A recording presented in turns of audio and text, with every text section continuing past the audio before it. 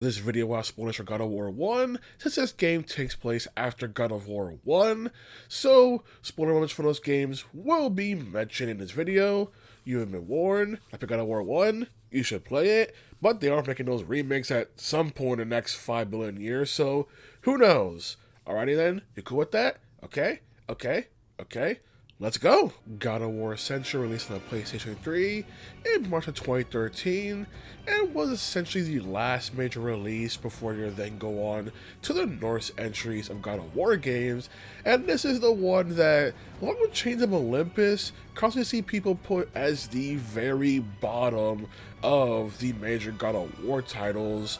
So that made me even more curious to check out, be like, why is this one generally cited as being the worst one in the series, along with Chains of Olympus, which of Olympus I thought was actually fine and good. While this game does introduce an entire multiplayer component that seemed to have been most of the marketing focus of the game, and yet surprisingly is the part people don't really talk about it, I can't exactly go over it because, well, it's been many years since the game is relevant, but it is interesting how it seems like the big push marketing-wise was the multiplayer mode, but that isn't the part where people really focus on. Our main premise is that after Kratos swore a blood oath with Ares, he's now seeking to break it since Ares now has full control over Kratos. But the Furies, who are working with Ares, don't want to make that process simple, with them constantly casting illusions on Kratos in order to keep him under their control, and taking parts of his memory, so that way he can't fully remember the stuff he did while working with Ares. With Orkos, one of the Furies wanted to help Kratos, since the Furies and Ares plan to take over Olympus and are unable to warn Zeus of the upcoming danger. Since Kratos is too valuable of a warrior for Ares to kill, the Furies are constantly doing everything to try and break Kratos in order to get him back under control, and thus the message is set, try and stop the Furies so Kratos doesn't have to be under control of Ares anymore. Now, a weird part of this narrative is the fact that it's told out of order, because the game will occasionally keep flashing back to weeks prior, showing you build-ups to how Kratos got into the starting position he's in, and on top of that, the game also needs an excuse for why there are power-ups and abilities you've gotten in those flashbacks, but Kratos doesn't even have in the prologue. The prologue has Kratos as weakest point because of reasons that they haven't even showed you yet. So it's very weirdly told how they keep having you progress part of the modern day, but then pull back to go, hey, why is Kratos in this situation? Why is Kratos here? What is Kratos obtaining here? Okay, and then the big finale is the shortest part, where now you know everything, time to just completely head to the end game. I don't think telling the story out of order really benefited the game, but it didn't really harm it either. It's just a fact of just a bit weird. I'm going to keep getting pulled back from the modern day aspects in order to go, okay, here's this flashback sequence of what Kratos did prior to this. Now here's what Kratos did prior to this, and so on and so forth. And then on top of that, you need to get an extra excuse for why Kratos doesn't have all his stuff at the immediate start of the game, despite it being at the present time. So it's just a weird choice to have, and I feel like the game would have benefited if it was told more linearly. I do like the Furies being the villain of this game, everything, and the ways they're able to manipulate Kratos, whether physically or mentally, throughout the entire experience. I feel makes them a good villain, everything going on. I love the fact that since Kratos doesn't have the memory of what exactly happened to his family, he doesn't have the same level of anger he does in previous titles, and is probably the most reasonable he's ever been portrayed in the games. Like, he always has moments where he's reasonable in the other games, but here, he doesn't have the sheer amount of anger he has towards Ares and the gods. He's way more calm about things, and even there are moments that he doesn't want to do certain things. It's like, whoa, why do this? Well, hold on a second, kind of moments. So it's an interesting portrayal of Kratos, getting to see him exactly before even all the anger he has from God of War 1. It's also interesting again to see other people who also broke their blood oaths with the gods, and the massive punishment to deal with trying to break your promise to the gods. So also that God of War 1 kind of just completely skipped over the idea that there should be massive consequences for swearing your life to a god and trying to go back on it. So it's interesting to see. Is God of War Ascension any major story being shown?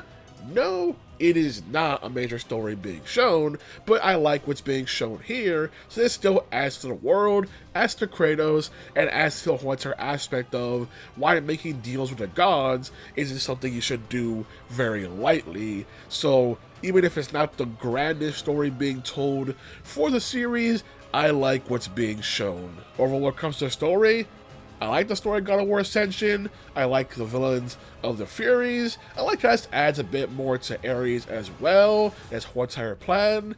I just wish it didn't have to keep pulling back out of order, especially since, once again, the modern day segments keep having an excuse for why Kratos shouldn't have the full ability that you're getting through the flashback segments. So, once again, kind of wish they told it just chronologically, because I don't think telling it out of order actually benefited the game. Now for the gameplay with God of War Ascension, still being a combo-based action game with your main weapons, and only weapons this time around, being the Blades of Chaos, with instead you getting magic elements that can be used to amplify the effects of the Blade of Chaos, whether it be changing combo finishers, changing how the fact that enemies will drop different colored orbs depending on the element being used, or also having different magic attacks depending on the element in question and stuff like that. So rather than having different weapons, you have the same main weapons,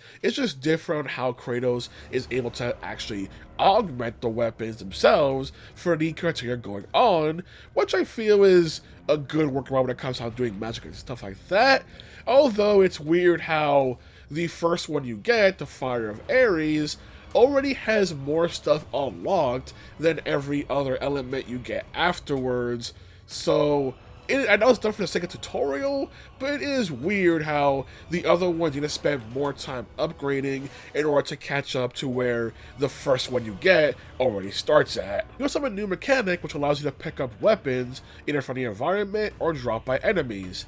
These weapons essentially you'd be able to use, although they're very limited on how Kratos is able to use them, but they also have a special attack that can be done in order to just break the weapon, but get one last powerful hit out of it. So they don't have a durability per se, just that one final attack is what you can use to pretty much just go all out with it, or just get rid of it if you don't really like it. Otherwise, Kratos with his regular hand just has this little punch and kick he's able to do with the circle button, which is a bit weird how now they decided to change the control scheme of how the games really play, where circle is now for the melee attack and melee weapon, but now it's R1 for the grab, which completely kills the meme of Kratos press circle for this or that.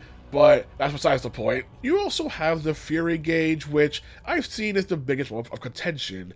The Fury Gauge, when filled up, not only makes Kratos' attacks more powerful, but it also adds more to Kratos' moveset.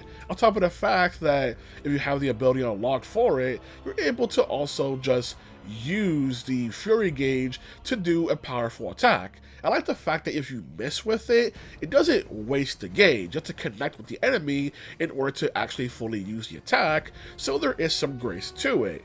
The issue I see people have with it is the fact that because it unlocks Kratos' full moveset when full, that means you're basically more limited unless your Fury Gauge is full, and this thing goes down if you're not attacking for a certain amount of time, or if you take a hit. So this game wants you to really be more on the defensive a lot more in order to keep the Fury Gauge going, to keep Kratos at full power. Despite the limitation, they didn't find it as an issue with the Fury Gauge at all. I generally didn't have much complaint about my moveset being toned down, because, I don't know, the most I had was really the same ones I use in other God of War games, so didn't notice much of a difference, although it did mean that I want to keep the power boost, I have to be way more careful at what's going on. Most of the complaints I've seen is the fact that the parry has also been toned down, with the fact that not only does it require holding the block button and pressing X in order to activate, but it's also the fact that it now has a certain window to activate, so it now requires way more timing to use, with some saying the parry has been ruined. In reality, yes, when the timing is more strict, it's better than ever because it always puts the enemy into a stun state, which allows you to then press R1 to go into a beatdown on them for massive damage. So in reality, it's better than ever in terms of just dealing damage, on top of just being able to just prevent enemy attacks.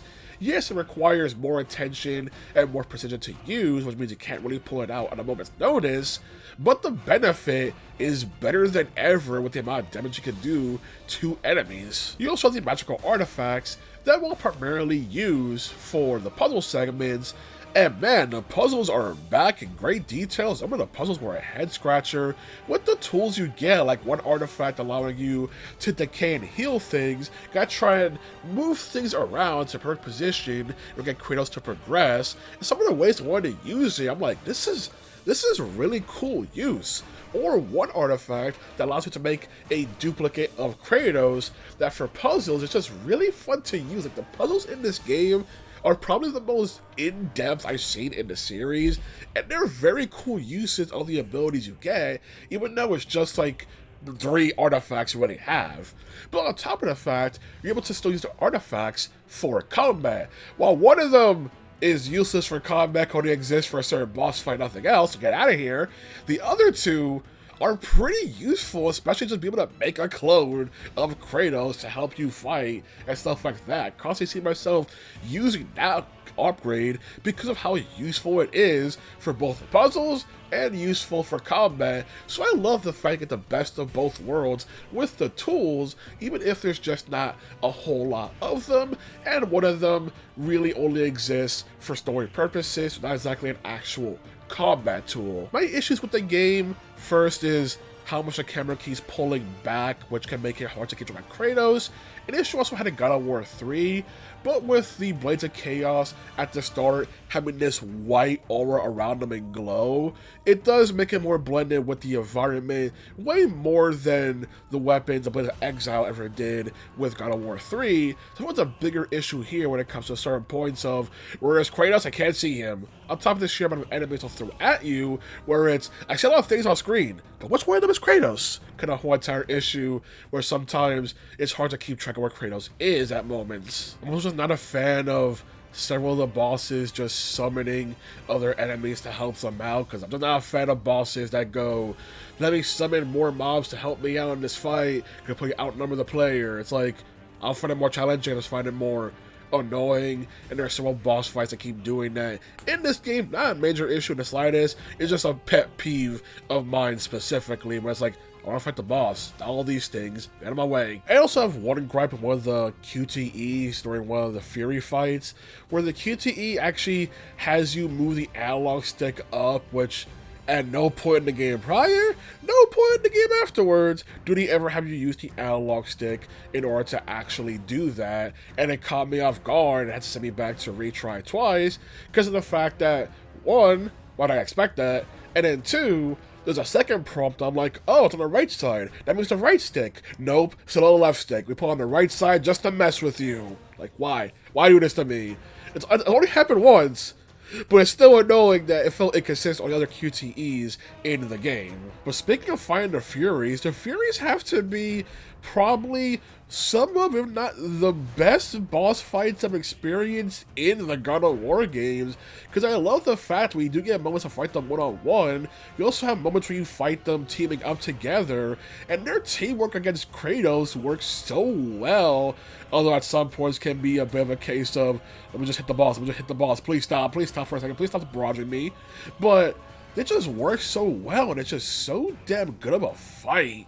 Everything at the Furies, like, even if you don't think the Furies are that interesting from a story perspective, gameplay wise, they still steal the show in terms of boss fights when it comes to God of War Ascension. Now for the game's text, which, While I like the fact that tutorials have the little background behind them to make them easier to read everything going on, it's just the fact that the text in this game is just too damn small.